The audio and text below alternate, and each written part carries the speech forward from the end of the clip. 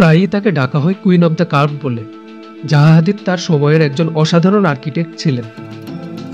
Forbes ম্যাগাজিনের 100 প্রভাবশালী ব্যক্তিত্বের তালিকায় তিনি জায়গা করে নিয়েছিলেন। তার ডিজাইন করা স্থাপনাগুলি ছিল অনেক ব্যতিক্রমধর্মী এবং সুন্দর, যা কিনা কল্পনা আর বাস্তবতার মিশেলে মানুষকে আর্কিটেকচার নিয়ে নতুন করে ভাবতে শিখিয়েছে। তিনি আর্কিটেকচারে কিছু সর্বোচ্চ পুরস্কার পেয়েছেন, যেমন প্রিৎজার প্রাইজ। তাহলে why are Zaha Hadid's buildings so extraordinary এবং what influences her signature style? আজকের ভিডিওতে আমরা আরো অনেক কিছু নিয়েই আলোচনা করব, তাহলে দেখতে থাকুন। জাহা হাদিদ 1950 সালে ইরাকের রাজধানী বাগদাদে জন্মগ্রহণ করেন। তার বাবা একজন ইন্ডাস্ট্রিয়ালিস্ট এবং মা একজন আর্টিস্ট ছিলেন। American university of Beirut, Lebanon থেকে তিনি ম্যাথামেটিক্সে ডিগ্রি অর্জন করার পর 1972 সালে লন্ডনে চলে আসেন। এখানে তিনি ভর্তি হন আর্কিটেকচারাল অ্যাসোসিয়েশন অফ স্কুলে। ওনার শুরুর দিকের কাজগুলোতে তিনি রাশিয়ার অ্যাভান্ট গ্রেড মুভমেন্ট নিয়ে অনুপ্রাণিত ছিলেন, বিশেষত কাজিমির ম্যালেভিচ এবং ভ্লাদিমির তাতলিয়েরি। তাদের কাজগুলো থেকে তিনি পেইন্টিংকে ডিজাইনের একটি টুল হিসেবে গ্রহণ করেছিলেন, আর এটি তাকে গতানুগতিক আর্কিটেকচার স্টুডেন্ট থেকে আলাদা করেছিল। তিনি কনভেনশনাল আর্কিটেকচারকে সীমাবদ্ধ মনে করতেন। তিনি আরও মনে করতেন আর্ট, আর্কিটেকচার এবং ডিজাইনের মধ্যে কোনো বাউন্ডারি নেই। তিনি ম্যালেভিচের কাজগুলোকে নতুন করে অ্যানালাইসিস করেছিলেন কিছুটা ডাইনামিকভাবে। ম্যালেভিচের অ্যাবস্ট্রাক্ট আর্টের জিওমেট্রিক্যাল লাইনগুলোকে তিনি সত্যিকারের বিল্ডিংয়ে রূপ দিয়েছিলেন। 80-র দশকে তিনি বিশ্বকে নিজের এই নতুন স্টাইলের সাথে পরিচয় করিয়ে দিয়েছিলেন। এগুলো সব ছিল তার এক্সপেরিমেন্ট, কিন্তু এতে ছিল অ্যাবস্ট্রাকশন, ফ্র্যাগমেন্টেশন এবং মুভমেন্ট। এই কাজগুলো ব্যাপকভাবে আর্কিটেকচার ম্যাগাজিন এবং জার্নালে প্রকাশিত হয়। এগুলোর একটি হচ্ছে প্ল্যান ফর দ্য পিক, যা ছিল হংকংয়ের একটি লেজার সেন্টার। একে বলা হতো হরাইজন্টাল স্কাইস্ক্রেপার, যাতে অনেক ধরনের প্যানেল ছিল। বিল্ডিংটি মনে হতো এটি যেন সাইটের উপরে ভেসে আছে। যদিও প্রজেক্টটি ইনকমপ্লিট ছিল, তারপরেও এটি হাদিদের ক্যারিয়ারে একটি সিগনিফিক্যান্ট ব্রেক থ্রু ছিল, কারণ তা তাকে আন্তর্জাতিক খ্যাতি এনে দিয়েছিল।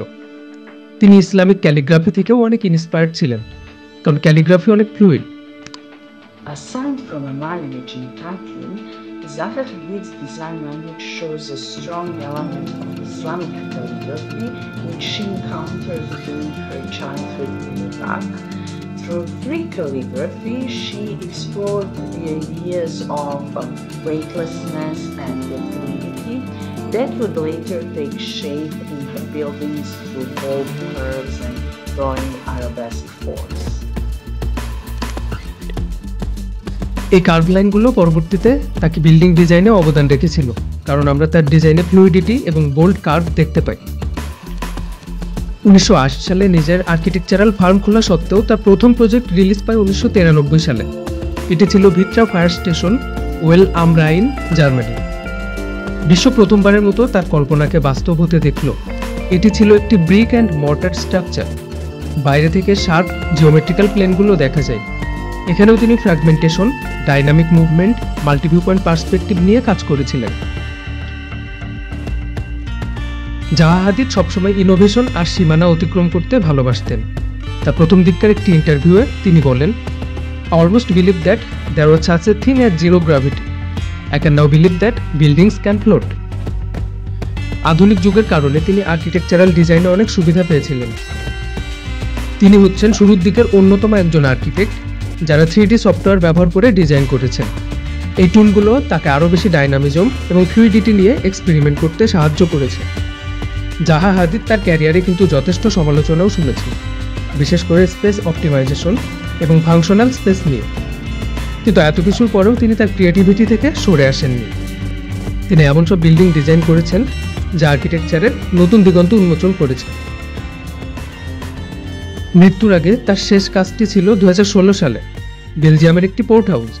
ক্রিয়েটিভিটি দিয়ে জাহা হাদিদ এমন সব বিল্ডিং তৈরি করেছেন যা আর কেউ কখনো পারেনি।